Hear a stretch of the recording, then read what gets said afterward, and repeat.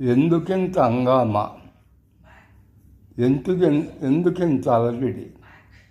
ఇద్దరు వ్యక్తులు పెంచుకోబోయే బంధానికి, కలిసి కాపురం చేయబోయే కాలానికి ఎందుకింద హంగామా, ఎందుకింద అలజడి?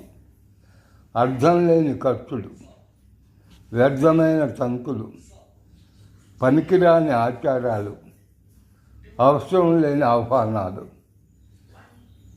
తెచ్చుకునే సంతోషాలు, అంతరాత్మలో ఆవేదన, ఎవరినో సంతోషపెట్టాలనే ఉబలాటలు. కావాల్సింది ముఖ్యం పెళ్ళికి. పెళ్ళి చేసుకునేవారి ఆలోచనలు, వారి భావాలు, వారి స్నేహతత్వం, వారి అన్యోన్యతల అంచనా, వారి అనురాగాల కొలతలు,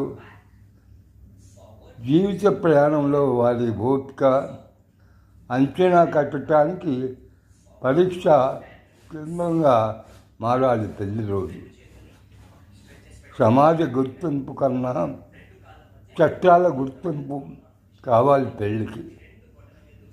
ఒకరినొకరు తెలియకుండా, ఒకరినొకరు అర్థం చేసుకోకుండా చేసుకునే పెళ్ళి అర్థం లేని పెళ్ళి.